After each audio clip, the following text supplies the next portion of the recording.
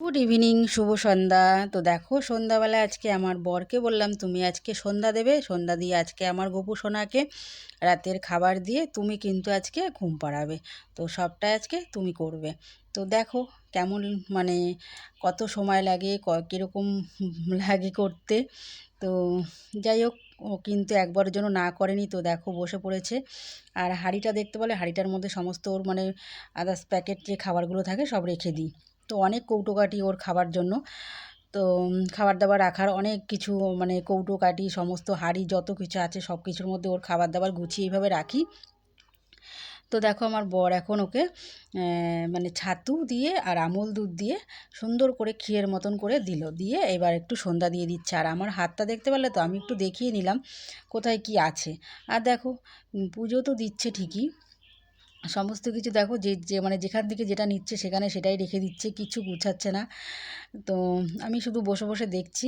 তো যাই হোক, করুক, করতে করতে একটু শিখুক। কেন, যদি কোনো সময় অসুবিধা, মানে আমি কোথাও যদি হঠাৎ করে যাই, কি আমি কোনো অসুস্থ হলাম, বিছনা থেকে উঠতে পারছি না, তো এরকম যদি হয় পরিস্থিতিতে, তো পড়ে যাই, তো তখন তো যাই হোক, ও তো আমাদের বাচ্চা, সন্তান তুল্য, তো ওকে তো না খাইয়ে রাখতে হবে না, ওকে তো দিতে হবে নিয়ম করে।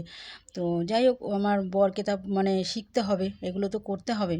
তো একটু একটু করে ওকে এগুলো, এর জন্য মানে প্রায় এগুলো কাজগুলো করাই। তো তোমাদের সামনে কখনো আমি ক্যামেরা অন করে দেখাই না, তো আজকে আমি ক্যামেরা বন্দি করে সব তোমাদের সঙ্গে দেখালাম যে আমার বর কিন্তু মাঝে মাঝে গোপু সোনাকে এইভাবে মানে খাবার দাবার দেওয়া, পুজো করা এগুলো করে। তো তারপর দেখো খাওয়ানোর পরে বললাম ওকে কিন্তু জামাটা চেঞ্জ করে দেবে। তো জামাটা চেঞ্জ না করলে কিন্তু ও কিন্তু মানে এই খাওয়ানো জামা পরে আমি ওকে শোয়াই না। তো দেখো জামাটা চেঞ্জ করছে আর কত কথা বলছে, যদি সেটা তোমাদের সাথে শেয়ার করতে পারতাম তো খুব ভালো লাগতো।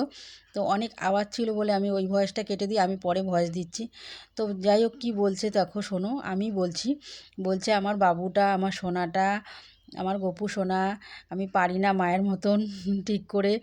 তো তুমি কিন্তু আমাকে ভুল বুঝো না, আমি যেরকম পারি সেরকমভাবেই তুমি মানে খুশি হয়ে থেকো। তো এইরকমভাবে ওর সঙ্গে কথা বলছে। তো দেখো, একটা মায়ের কাজ কিন্তু একটা বাবারা গুছিয়ে কখনো করতে পারে না। একটা সন্তানকে মানুষ করা, একটা বাবা না থাকলেও কিন্তু মায়েরা কিন্তু ঠিক গুছিয়ে করে উঠতে পারে, কিন্তু মা না থাকলে বাবারা কিন্তু হিমশিম খেয়ে যায়।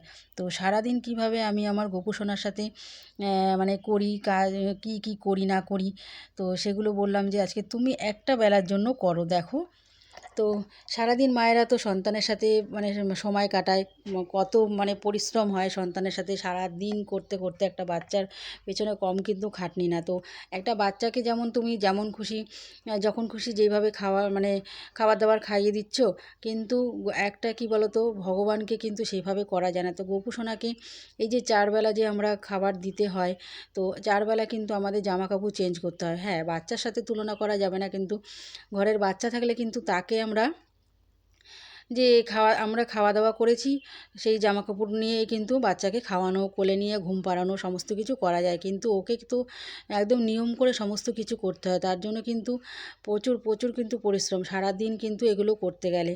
তো যাই হোক, দেখো হাঁপিয়ে পড়েছে, ছেলেকে খাওয়া দাওয়া করিয়ে জামা পরিয়ে তারপর দেখো এখন ওকে সুন্দর করে খাটে শুইয়ে দিল, দিয়ে এইবার ওকে মানে কম্বলটা গায়ে দিয়ে দিল, বললো আজকে একটু গরমটা কম, মানে ঠান্ডাটা কম আছে, তার জন্য দেখো হাতটা বার করে দিচ্ছে। তারপর বাসিটাও দিয়ে দিল। আমি বললাম বাসি বাবুকে বাসি দাও, না হলে ও রাত্রিবেলা উঠে তো বাসির জন্য বায়না করবে, আর বাসিটা নিয়ে ওর যখন ঘুম ভেঙে যাবে সবাইকে তো বাসি বাজিয়ে মানে ঘুম থেকে জাগাবে। তো এরকম বলছিলাম আমি খাটে বসে বসেই। আর আমাদেরও দেখো কত সুন্দর করে মানে যত্ন করে ওকে সমস্ত কিছু করলো, তোমরা তো দেখতেই পারলে। আর খাটের এটা কিন্তু আমাদের ভাঙা না, এটা আমরাই খুলে নিয়েছি। তো ওকে ওঠানো নামানো মানে করতে গেলে একটু অসুবিধা হয়, তার জন্য।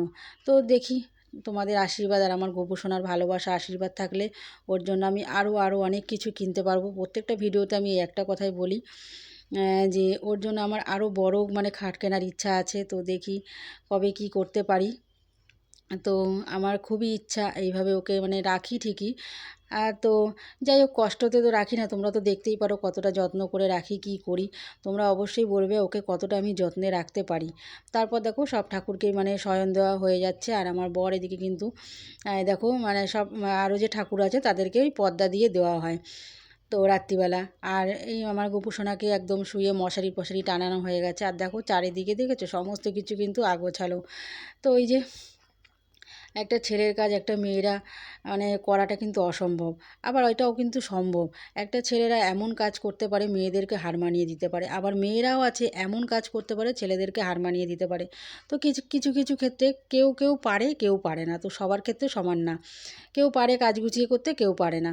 তো যাই হোক চলে আসছি রান্নাঘরে। রান্নাঘরে রান্নার কাজটা আমারই করতে হবে, তো বরকে আর এই কাজটা দিলাম না, তো চলে আসলাম রান্না করতে। আর এদিকে দেখো এগুলো কিন্তু কাঁকড়া।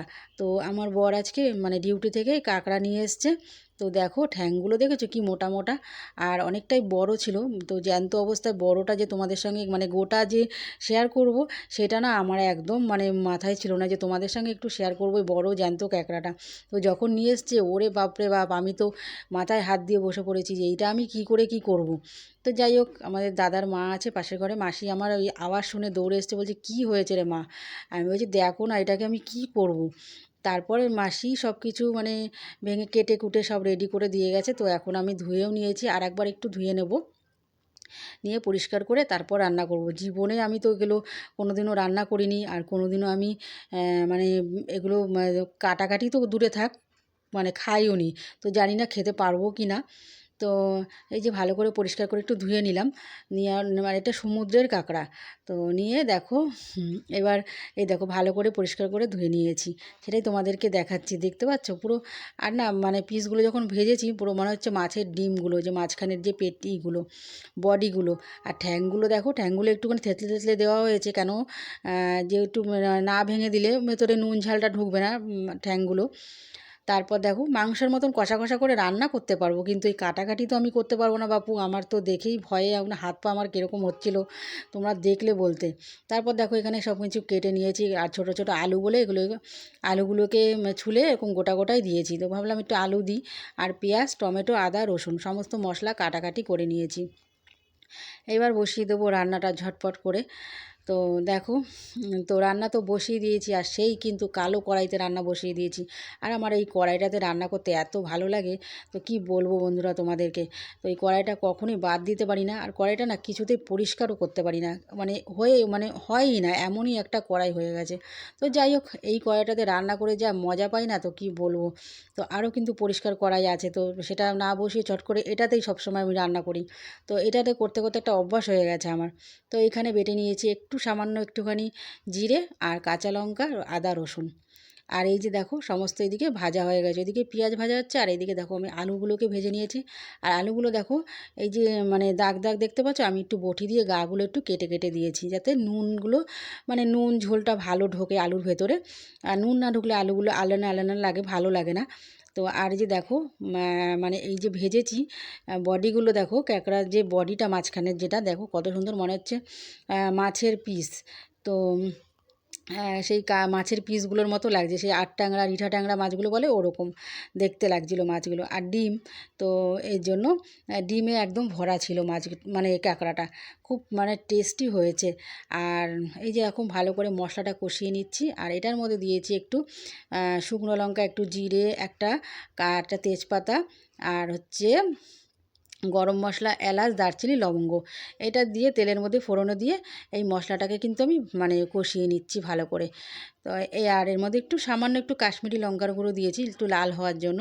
তো রান্না কিন্তু আমার কমপ্লিট হয়ে গেছে, আর খাওয়ার জন্য কিন্তু একদম রেডি হয়ে গেছে, নিয়ে চলে এসেছি। আর আমি খাবো না বলেছিলাম, আমিও কিন্তু খেয়ে এত স্বাদ লাগছে। তো তারপর আমার বরকে বলছি আবার কিন্তু নিয়ে আসবে, এত টেস্ট, আমি সত্যি কথা আগে তো খাইনি কখনো, তো এই প্রথম খেলাম, খেয়ে এত টেস্ট।